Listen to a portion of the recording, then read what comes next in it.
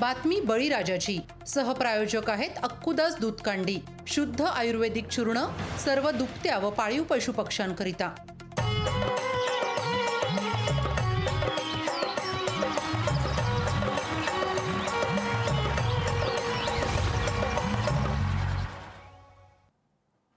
नमस्कार, मी वर्षा नलवडे आणि तुम्ही बघत आहात लोकशाही मराठी.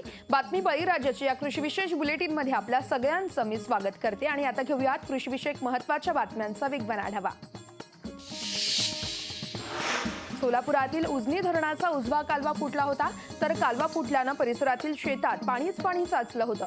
उजनी धरणावरती असणारा उजवा कालवा फुटल्यानं लाखो लिटर पाणी हे वाया गेलंय, तर माळशिरस तालुक्यातील संगम या गावी कालवा फुटल्यानं लाखो लिटर पाणी देखील वाया गेलंय.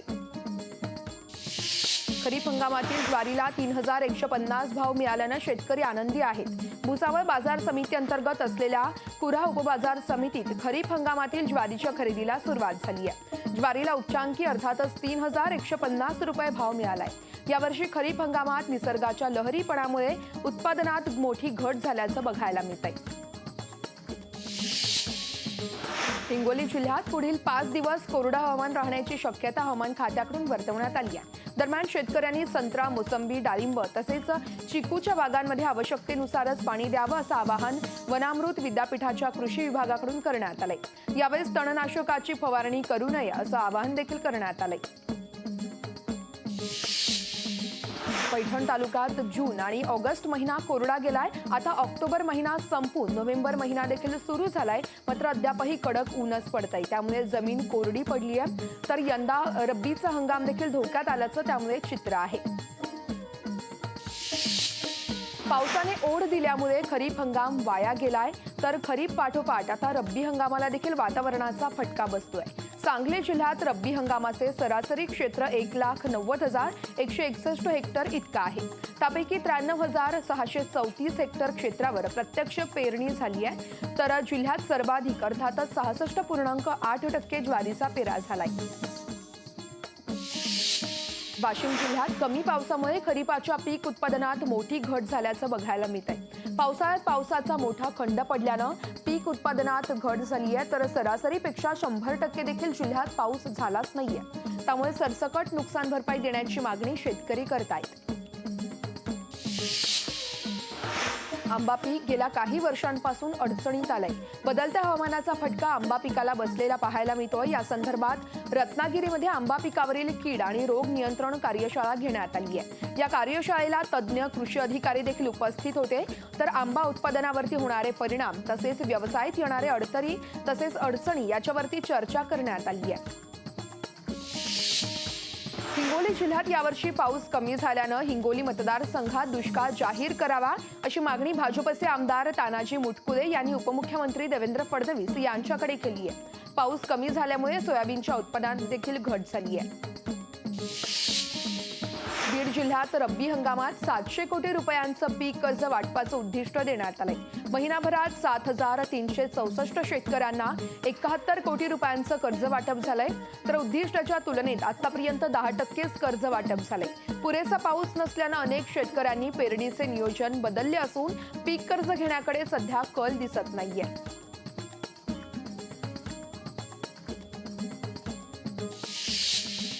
आता कृषीविषयक बातम्या सविस्तर पाहूया. राज्यात सातारा, सांगली, कोल्हापूर आणि सिंधुदुर्ग तसेच रत्नागिरी जिल्ह्यात पुढील 2 दिवस हलक्या पावसाची शक्यता वर्तवण्यात आली आहे. तर उर्वरित भागात हवामान ढगाळ राहण्याचा अंदाज देखील वर्तवण्यात आलाय. हवामान विभागाने दिलेल्या माहितीनुसार उत्तर तमिळनाडूवरती असलेल्या वाऱ्याची चक्रीय स्थिती आता दक्षिण पूर्व अरबी समुद्र आणि लगतच्या केरळ किनारपट्टी लगत आहे. त्यामुळे येत्या 24 तासात त्याचं रूपांतर कमी दाबाच्या क्षेत्रात होण्याची शक्यता आहे आणि त्याचाच परिणाम म्हणून दक्षिण कोकण आणि दक्षिण महाराष्ट्रात हवेतील बाष्पाचं प्रमाण वाढून हलक्या पावसाचा अंदाज हवामान खात्याकडून वर्तवण्यात आलाय.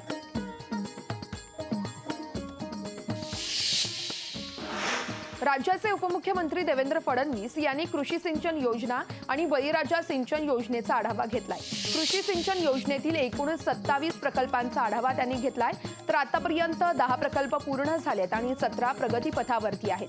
बळीराजा जलसिंचन योजनेतील 91 पैकी 46 सिंचन प्रकल्प पूर्ण झालेत. तर मार्च 2025 पर्यंत उर्वरित प्रकल्प पूर्ण करण्याचे निर्देश उपमुख्यमंत्री देवेंद्र फडणवीस यांनी अधिकाऱ्यांना दिले.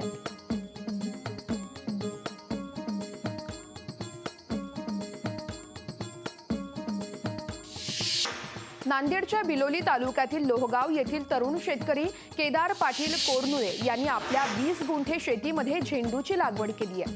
लागवडीसाठी 10 ते 15 हजारांचा खर्च झालाय. तर दिवाळीत झेंडूला चांगला भाव मिळाला जवळपास लाखो रुपयांचं उत्पन्न होईल अशी अपेक्षा ते व्यक्त करतायत. माझं शिक्षण 12वी झालेलं आहे. BSc रेग्युलर चालू आहे सध्या शिक्षण माझं.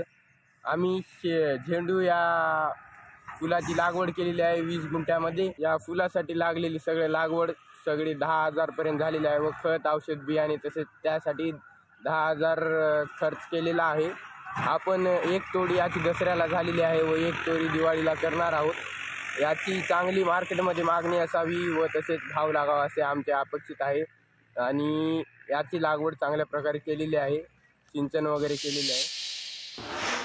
एकीकडे कांदा टोमॅटोचे भाव घसरल्यानं शेतकऱ्यांना अडचणींचा सामना करावा लागतोय, तर दुसरीकडे मात्र पपई आणि केळी पिकांच्या माध्यमातून शेतकरी चांगलं उत्पादन घेत आहेत. नांदेडच्या अर्धापूर तालुक्यातील डोर इथले शेतकरी गजानन आढाव यांनी यशस्वीरित्या पपईची लागवड केली आहे आणि पारंपरिक शेतीला बगल देत पपईच्या माध्यमातून त्यांनी चांगलं उत्पन्न मिळवलंय. मागच्या ऑक्टोबर महिन्यामध्ये मी पपई या पिकाची लागवड केली आहे.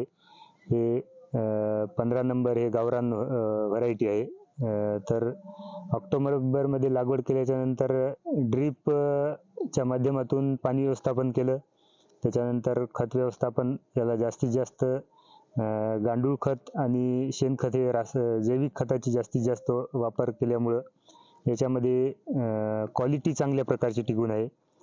तर त्याच्यानंतर फवारणी व्यवस्थापन आणि आंतरमशागत हे वेळोवेळी व्यवस्थित वेळेनुसार केल्यामुळं पपईचं चांगलं अपेक्षेपेक्षा चांगलं उत्पादन मला मिळालं आहे. अकोला जिल्ह्यातील शेतकऱ्यांचं अतिवृष्टी तसेच पूरपरिस्थितीमुळे मोठ्या प्रमाणात नुकसान झालं होतं. आता या काळात अकोला तालुक्यातील आगार तसेच उगवा मंडळामध्ये हजारो हेक्टर जमिनीवरील पिकं पाण्याखाली गेली होती. शासनाला अहवाल पाठवून देखील प्रशासनाकडून मोबदला देण्यात आलाच नाहीये. त्यामुळे शेतकरी आक्रमक झाल्यात. तर लवकरात लवकर मदत करावी, अन्यथा जिल्हाधिकारी कार्यालयात दिवाळी साजरी करणार असल्याचं शेतकऱ्यांनी सांगितलंय.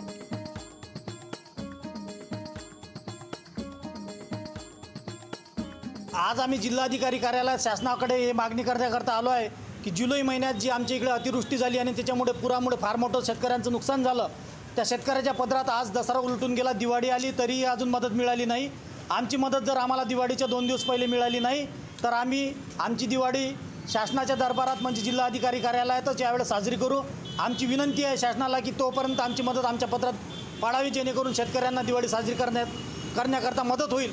अन्यथा आम्ही आमचा सीधा मागण्याकरता आणि आमची मदत मागण्याकरता शासनाच्या दरबारात दिवाळीच्या दिवशी इथंच दिवाळी साजरी करू. तर तिकडे लातूर जिल्ह्यात पावसाचा खंड पडल्यानं शेतकऱ्यांच्या सोयाबीन पिकाचं मोठ्या प्रमाणात नुकसान झालंय. सोयाबीन पिकात झालेलं नुकसान हे तुरीच्या पिकावर भरून निघेल अशी आशा शेतकऱ्यांना होती. तर गेल्या काही दिवसांपासून ढगाळ वातावरण तयार झाल्यानं तुरीच्या पिकाला देखील मोठा धोका निर्माण झालाय. सध्या तुरीचं पीक फुलोऱ्या अवस्थेत आहे, तर फळधरणेला सुरुवात झाली आहे. मात्र या ढगाळ वातावरणामुळे फुलं जळून जात असल्यानं फळधारणा होणार नसल्याचं शेतकऱ्यांकडून सांगितलं जात आहे. सोयाबीन पिकाचा विमा अद्यापही मिळाला नसून दिवाळी आधी सरकार पीक विमा देईल का असा सवाल सध्या शेतकरी विचारतायत. याचाच आढावा घेतलाय आमचे प्रतिनिधी सचिन अंकुलगे यांनी. आपण तो पाहूयात. लातूर जिल्ह्यामध्ये पावसाचा मोठा खंड पडल्यानंतर शेतकऱ्यांचं सोयाबीनचं जे आहे ते मोठ्या प्रमाणामध्ये नुकसान झालेलं होतं आणि आता सध्या तुरीच्या पिकावरती शेतकऱ्यांच्या आशा या पल्लवित झालेल्या होत्या.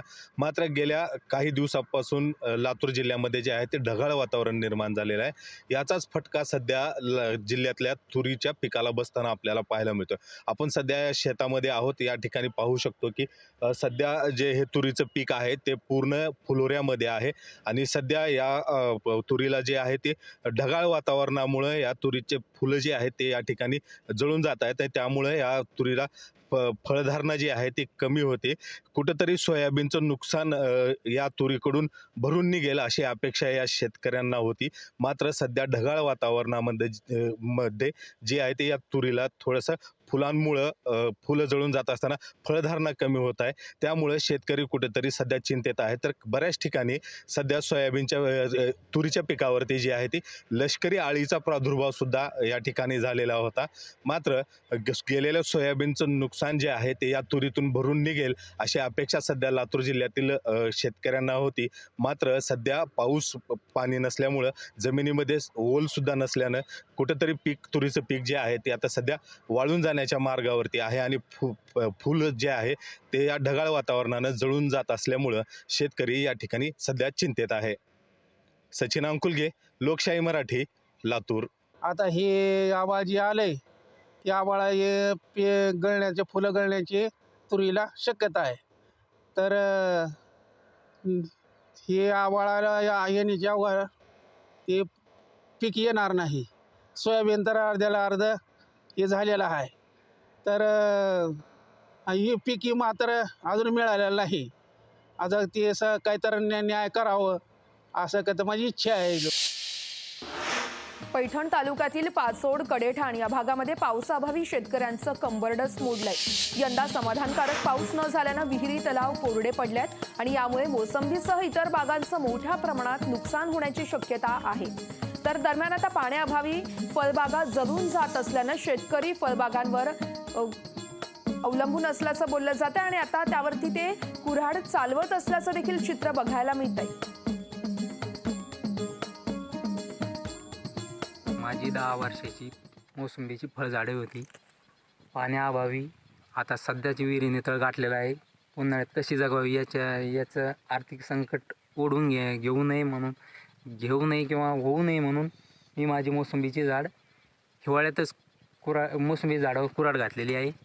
कारण पाण्याने 2 वर्षापासून पाऊस नाही, एकही वावणी पाऊस नाही. त्यामुळे नदी नाल्यांना पाणी आले नाही व पाणी पातळीत वाढ झाली नाही. त्यामुळे मी हा निर्णय अगोदर लवकरच घेत आहे, कारण मला पुढची समस्या दिसत आहे. सध्याच मी झाडावर कुऱ्हाड घातली आहे. शहादा तालुक्यातील नागाई देवी शुगर लिमिटेड या साखर कारखान्याकडे 1300 शेतकऱ्यांचं 35 कोटी रुपयांचं उसाचं देणं बाकी आहे. मात्र संबंधित कारखाना चालकांकडून शेतकऱ्यांना वारंवार आश्वासन देण्यात येत आहे. मात्र शेतकऱ्यांच्या उसाचे पैसे दिले जातच नाहीये. यामुळे शेतकरी आणि नर्मदा बचाव आंदोलन यांच्याकडून साखळी उपोषण करण्यात आलं. कारखानदाराने शेतकऱ्यांचे पैसे लवकर दिले नाही तर आणखी तीव्र आंदोलन करण्याचा इशारा देखील यावेळेस देण्यात आलाय.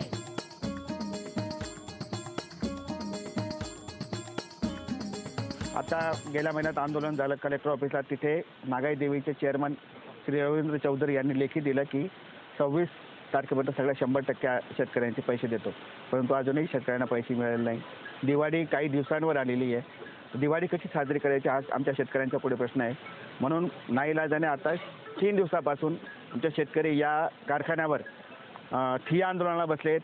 2 दिवस या ठिय्या आंदोलनाला ना शासनाचा प्रतिनिधी ना नागाई देवीचा प्रतिनिधी या आंदोलनाला भेट द्यायला आला नाही किंवा विचारपूस करायला आला नाही की तुमचे पैसे आज देतो का उद्या देतो. त्याच्यामुळे आजपासून साखळी उपोषणाला सुरुवात झालेली आहे. आता गेल्या महिन्यात आंदोलन झालं कलेक्टर ऑफिसला. तिथे नागाई देवीचे चेअरमन श्री रवींद्र चौधरी यांनी लेखी दिलं की 26 तारखेपर्यंत सगळ्या 100% शेतकऱ्यांचे पैसे देतो. परंतु अजूनही शेतकऱ्यांना पैसे मिळाले नाही.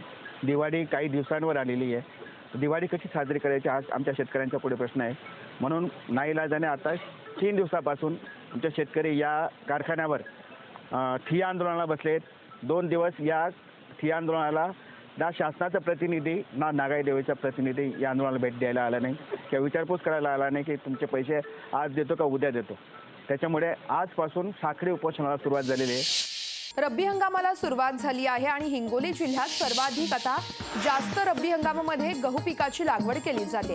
गहू पिकाच्या लागवडीला सध्या सुरुवात झाली आहे. यावर्षी हिंगोली जिल्ह्यात चांगला पाऊस झालाच नाहीये, तर जिल्हा दुष्काळ जाहीर करण्याची मागणी आता केली जाते. याच संदर्भात शेतकऱ्यांसोबत संवाद साधलाय आमचे हिंगोलीचे प्रतिनिधी गजानन वाणी यांनी. आपण पाहूया. सध्या रब्बी हंगामाला सुरुवात झालेली आहे आणि ज्या खरीपाच्या कांड्या देखील मोठ्या प्रमाणात सुरू झालेले. एकीकडे हिंगोली जिल्ह्यामध्ये यावर्षी चांगला पाऊस झाला नाही, त्यामुळे शेतकऱ्यावरती दुबार पेरणीचं संकट आलेलं आहे. आणि आता निसर्गाच्या भरोश्यावरती हिंगोली जिल्ह्यामध्ये सध्या या ठिकाणी गव्हाच्या पेरणीला देखील सुरुवात झाली आहे. बघू शकता की या ठिकाणी जे आहे ते शेतकरी जे आता या ठिकाणी गहू पेरणी करत आहेत. एकीकडे पाऊस नसल्यामुळे निसर्गाच्या भरोश्यावर या ठिकाणी पेरणी सुरुवात झालेली आहे. ग्रामीण भागामध्ये मोठ्या प्रमाणात या ठिकाणी गव्हाची लागवड शेतकरी करतात. आपल्यासोबत शेतकरी आहेत. दादा मला सांगा, या ठिकाणी आपण गव्हाची लागवड करतायत, या ऑलरेडी या ठिकाणी मोठ्या प्रमाणात शेती पिकांचं पावसामुळे नुकसान झालेलं आहे, काय सांगाल? सांगायचं झालं तर पावसामुळे बरेच नुकसान झालेलं आहे. सोयाबीन दुबार पेरणीची वेळ आली, सोयाबीन आली नाही जशी पाहिजे तशी. पावसाने मधात खूपच पाऊस नाही आला, म्हणून खूपच सोयाबीन ताणली गेली. ती त्याच्यावर पिवळा रोग होऊन खराब झाली सोयाबीन. बरंच माल नाही पकडला, जसा उतार पाहिजे होता तसा उतार आला नाही आपल्याला. 4-4चा उतार आला जवळपास. ते काय ते रान असे खाली ठेवा, काहीतरी जगण्याला सहारा पाहिजे म्हणून दुबार पेरणीची वेळ आली. आता गहू पेरत आहे. या वर्षी आपल्याला सोयाबीन किती प्रमाणात पेरली होती? भाव आहे का सोयाबीनला? सोयाबीनला भाव तर कसाच नाही. पाहिलं झालं आपली जेवढी सोयाबीन जेवढा भाव आहे क्विंटलला, मग आपले काढायलाच लागायले तेवढे. दरवर्षापेक्षा मला सोयाबीनवर एक महिना धरे आमच्या इकडे पाऊसच नाही. यावर्षी दुबार पेरणी केली होती का? हो. सरकारला वाटते का दुष्काळ जाहीर करावा? तर सरकारला वाटायच पाहिजे ना, तर शेतकऱ्यांना कशा मात्र जगायचं. तुम्हाला काय वाटतं? दुष्काळ जाहीर करायला पाहिजे. आता तुम्ही गव्हाची पेरणी करताय, पाऊस नाही, पण आता काहीतरी शेती काळी कशी ठेवावी यामुळं काहीतरी टाकायचं. आपलं पाणी आहे तोपर्यंत द्यायचं, नाही तर वळवायचं. आता ते कर्ज फेडायचं कसं तेच विचार पडलाय. पण ही शेती काळी कशी ठेवायची म्हणून कसं तरी धकवायचं आपलं. आपण जर बघितलं असं आहे, हिंगोली जिल्ह्यामध्ये चांगला पाऊस नाही आणि त्यामुळे आता शेतकरी गव्हाची देखील पेरणी करत आहेत. मात्र निसर्गाच्या भरोश्यावरती पेरणीला सुरुवात झालेली आहे. यावर्षी दिवाळी आता काही दिवसावर येऊन ठेपली, मात्र शेतकऱ्याची दिवाळी यावर्षी देखील अंधारात आणि काळी जाणार हे मात्र नक्की. कॅमेरामन राजेशसोबत गजानन वाणी, लोकशाही मराठी, हिंगोली. राज्यात ज्वारीची पेरणी दुपटीने वाढली आहे. अहमदनगर आणि सोलापूर जिल्ह्यात यावर्षी शेतकऱ्यांचा ज्वारी पेरणीकडे कल बघायला मिळतोय. अहमदनगर जिल्ह्यात गेल्या वर्षी 1,92,000 हेक्टरवरती ज्वारीचा पेरा झाला होता, तर यावर्षी 3 नोव्हेंबरपर्यंत 6,28,000 हेक्टरवरती ज्वारीची पेरणी करण्यात आली आहे.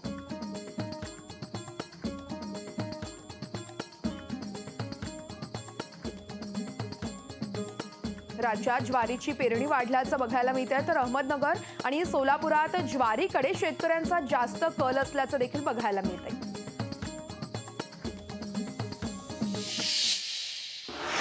शेतकरी नेते राजू शेट्टी बोलतात, आपण थेट तिकडे जाऊयात.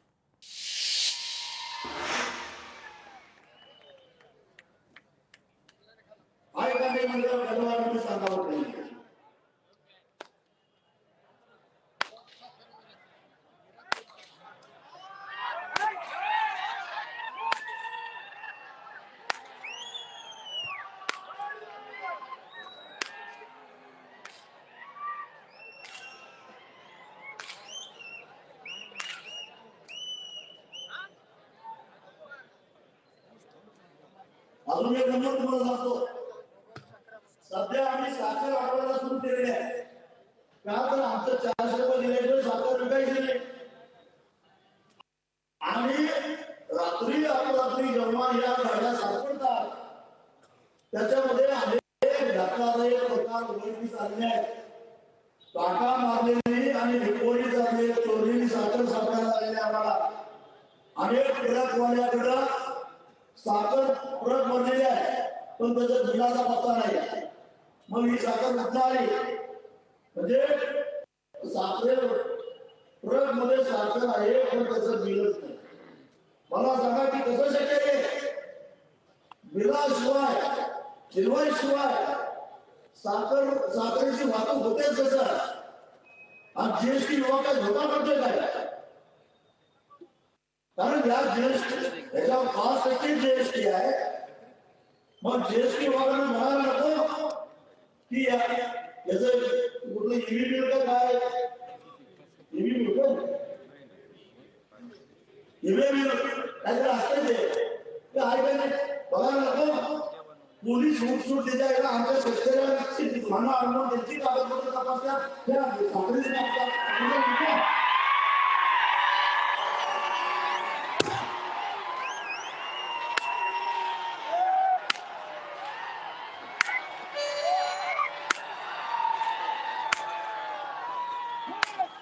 तुझ्या रूपा नाही काय नाही, नंबर प्लेट कशी दिसायस, त्याच्यावर तुम्ही तपासणी करताय. पोलीस खात्याने 15 प्रकारच्या गाड्या निघालेल्या वरून त्यांच्याकडे बिल आहे का नाही, काय इन्व्हॉइस आहे का नाही बघायला नको. परवा दिवशी तुम्हाला सांगतो, परवाच्या दिवशीची घटना पुरंदर पाटील आला गेलाय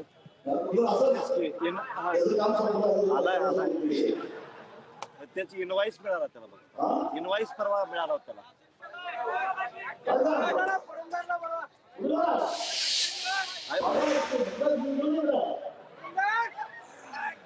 पंचगंगा कारखान्याचं त्यांना एक पुढे काढवलेला होता. पंचगंगा कारखान्याचा एक पुढे काढवलेला होता आणि त्या पुढे साखर सापडली.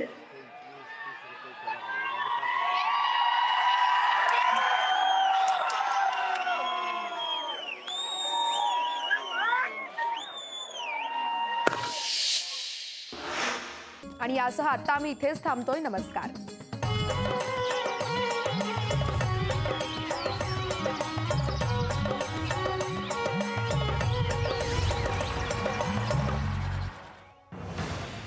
बातमी बळीराजाची. सहप्रायोजक आहेत अक्कुदास दूधकांडी. शुद्ध आयुर्वेदिक चूर्ण, सर्व दुभत्या व पाळीव पशुपक्ष्यांकरिता. लोकशाही मराठी ऐका, पहा, जागरूक रहा.